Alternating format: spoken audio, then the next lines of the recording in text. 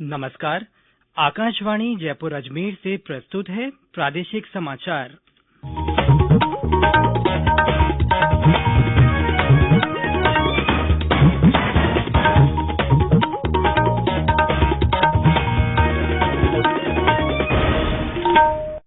मुख्य समाचार। देश में आज होगा कोविड टीकाकरण का पूर्वाभ्यास, सभी अस्पतालों में इसकी तैयारियां पूरी। प्रदेश में आज 7 जिलों के 19 स्थानों पर होगा कोरोना वैक्सीन का ड्राई रन। प्रदेश में कोरोना संक्रमण के सक्रिय मामलों की संख्या घटकर हुई 9,223। कल सामने आए 609 नए मामले और राज्य में बदला मौसम का मिजाज, कई स्थानों पर आज सुबह हुई हल्की बरसात।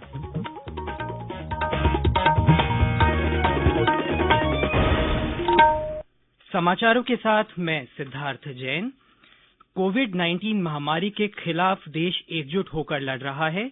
आप भी हमारे साथ सुरक्षा और बचाव के 3 आसान एहतियाती उपायों का संकल्प लें। मास्क पहनें, 2 गज की दूरी है जरूरी, सुरक्षित दूरी बनाए रखें, हाथ और मुंह साफ रखें। और अब समाचार विस्तार से। कोविड टीकाकरण का पूर्वाभ्यास देश के सभी राज्यों और केंद्र शासित प्रदेशों में आज होगा। स्वास्थ्य और परिवार कल्याण मंत्री डॉक्टर हर्षवर्धन ने कल दिल्ली में वीडियो कॉन्फ्रेंसिंग के माध्यम से कोविड टीकाकरण अभ्यास के रिहर्सल की तैयारियों की समीक्षा की। डॉक्टर हर्षवर्धन ने कहा कि ड्राई रन एक तरह से टीकाकरण का पूर्वाभ्यास है, ताकि शुरू में ही इसमें आने वाली दिक्कतों का पता लगाया जा सके। बैठक के दौरान डॉक्टर हर्षवर्धन को सभी राज्यों के अधिकारियों ने बताया कि टीकाकरण की पूरी व्यवस्था हो चुकी है। सभी अस्पतालों में इसकी पूरी तैयारी है। कोविड टास्क फोर्स के प्रमुख और नीति आयोग के सदस्य डॉक्टर वीके पॉल ने बताया कि पूर्वाभ्यास का मकसद कोविड के तहत वास्तविक स्थितियों की टीकाकरण तैयारियों का आकलन करना है। प्रदेश में 7 जिलों के 19 स्थानों पर आज कोरोना वैक्सीन का ड्राई रन किया जाएगा। इसके लिए राज्य के स्वास्थ्य विभाग ने पूरी तैयारियां कर ली हैं। जिन जिलों में कोरोना वैक्सीन का ड्राई रन किया जाना है, उनमें भीलवाड़ा, जयपुर, करौली, अजमेर, बांसवाड़ा, जोधपुर और बीकानेर जिले शामिल हैं। इन सभी जिलों में पूरी तैयारियां की जा चुकी हैं। स्वास्थ्य विभाग के अनुसार पहले चरण में सभी स्वास्थ्य कर्मियों को प्राथमिकता के आधार पर कोरोना का टीका लगाया जाएगा, जिसके लिए कोविन सॉफ्टवेयर पर अब तक 3,90,000 से ज्यादा स्वास्थ्य कर्मियों का रजिस्ट्रेशन किया जा चुका है। केंद्र सरकार ने भारत और ब्रिटेन के बीच उड़ानें इस महीने की 8 तारीख से फिर शुरू करने का फैसला किया है। नागर विमानन मंत्री हरदीप सिंह पुरी ने एक ट्वीट में कहा कि 23 जनवरी तक उड़ानों का परिचालन हर सप्ताह 15-15 उड़ानों तक सीमित रहेगा। ये उड़ानें केवल दिल्ली, मुंबई, बेंगलुरु और हैदराबाद से संचालित की जाएंगी। केंद्र सरकार की ओर से कोरोना जागरूकता लाने के लिए चलाए जा रहे जन आंदोलन से जुड़ते हुए आकाशवाणी के माध्यम से डॉक्टर रूपाली ने लोगों से एहतियाती उपाय बरतने की अपील की है।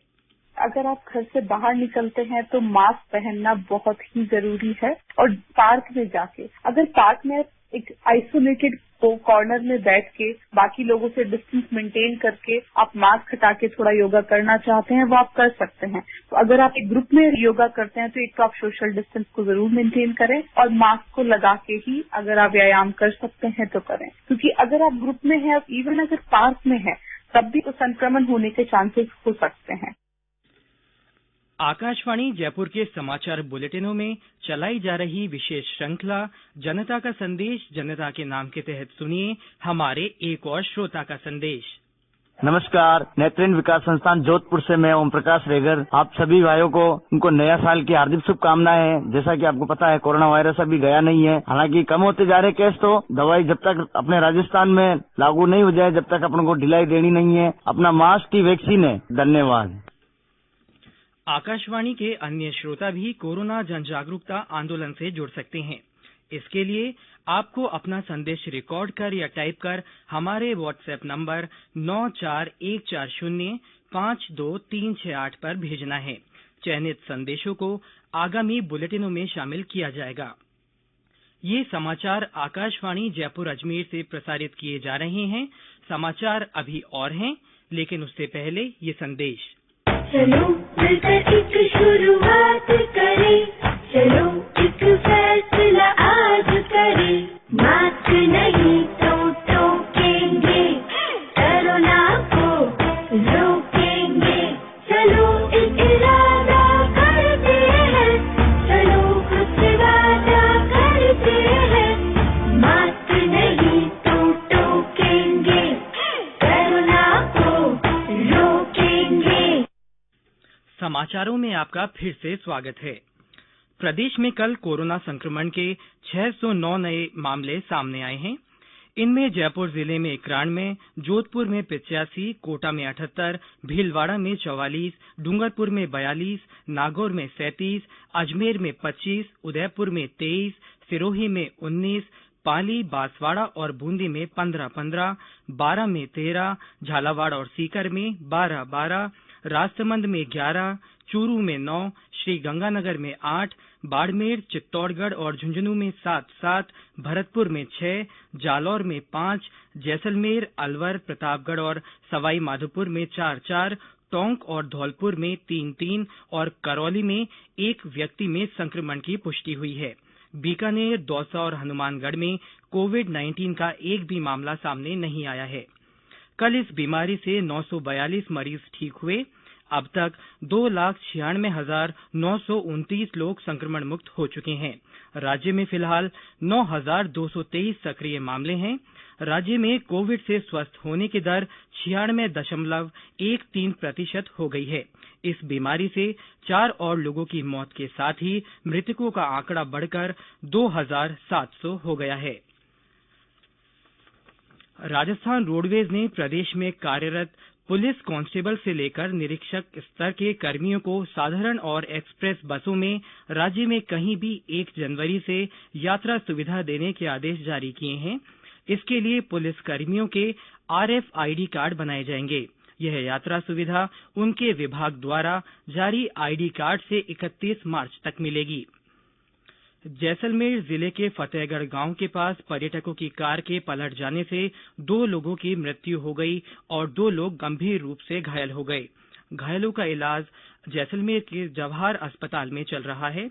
कार में सवार ये सभी लोग जयपुर से जैसलमेर जा रहे थे। नागौर जिले के कालवा बड़ा गांव के कल जहरीला पदार्थ खाने से 52 मोर सहित कई छोटे पक्षियों की मौत हो गई। चिकित्सा विभाग की टीम द्वारा 50 और मोरों का इलाज किया जा रहा है। प्रदेश में आज सुबह से ही कई जिलों में हल्की बारिश के समाचार हैं। वहीं तेज हवाओं के चलने से सर्दी का असर भी तेज हो गया है। करौली से हमारे संवाददाता ने बताया कि जिले में कल रात से ही बरसात हो रही है। सवाई माधोपुर में ठंडी हवाओं के साथ बूंदाबांदी हुई। वहीं चूरू में कड़ाके की ठंड का असर बना हुआ है। वहां कई गांवों में अच्छी बारिश हुई। इससे जनजीवन प्रभावित है। चूरू में आज मौसम ने करवट बदल ली है। रात को यहाँ हल्की से मध्यम दर्जे की बारिश हुई है। आस पड़ोसी गाँव में अच्छी बरसात होने के समाचार है। तो तापमान जमाव बिंदु से नीचे चला गया है। लगातार आज चौथे दिन भी तापमान जमाव बिंदु से नीचे टिका हुआ है। शीतलहर का प्रकोप आज तीसरे दिन भी जारी रहा। कड़ाके की ठंड का कहर आम जन को परेशान कर रहा है। ठंडी हवा चलने से ठंडक में और भी बढ़ोतरी हो गई है। ठंड के चलते अपने घरों में लोग दुबके रहने को मजबूर है। आज आसमान में घने बादल व कोहरा छाया हुआ है। इस कड़ाके की ठंड से लोगों के हाल बेहाल हो रहे हैं। सरवण शर्मा, आकाशवाणी समाचार, चूरू। वहीं दौसा से हमारे संवाददाता ने बताया कि जिले में बरसात होने से किसान काफी खुश हैं। यह बारिश सरसों, चना, गेहूं, जौ और तारामीरा की फसलों के लिए फायदेमंद होगी। मौसम विभाग ने कोटा, बूंदी, धौलपुर, भरतपुर, करौली, सवाई माधोपुर, टोंक और दौसा में कहीं-कहीं हल्की वर्षा की संभावना जताई है। टोंक जिले के दामोदरपुरा की प्रियंका चौधरी ने उत्तराखंड के केदारकांठा अभ्यारण्य में 12,500 फीट की ऊंचाई पर तिरंगा फहराया।